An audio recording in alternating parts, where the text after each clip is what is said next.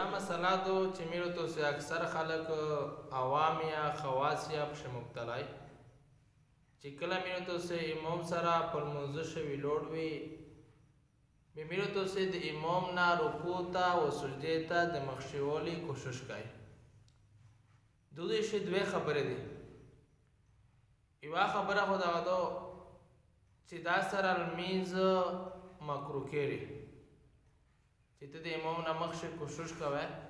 تر دې پرې چې ځینې فقهاو فرمایي چې لمونځ دې مکروه تحریمي شي ودې شي خو ثواب نه درته پرې میلاویلی او بل دا چې د امام نه مخشې په تګ سره دویمه خبره په هغې باندې د جناب محمد رسول الله صلی الله علیه وسلم یوه ورځ صحابه کرامې ته لمونځ وکړو بې سلام چې کله وړو بې مخو ته روړو بے تو فرمائے چې تو سے نا چې کیم خلق رکوع ته یا سجدې ته مخشي سي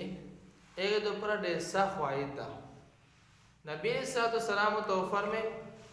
چې اما یخشى احدکم او لا یخشى احدکم آیا تو سے نا یو سړی د نه نه ډارېږي اذا رفع راسه قبل الامام چې کله د سر چې کی د سجدې نه امام نه پهلا ای یجعل الله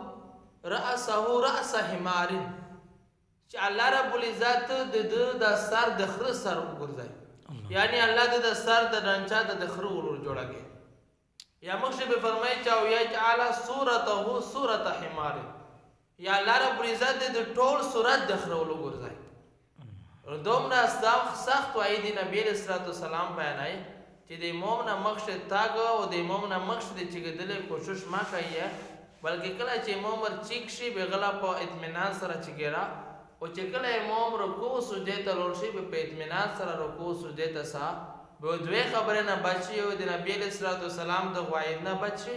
او دوام د چرمیز مې د کراهت نه بچي کنه میز مې مکروه یاشي الټا د امر صح ګناه ده الله رب العزت عمل کولو توفیق نصیب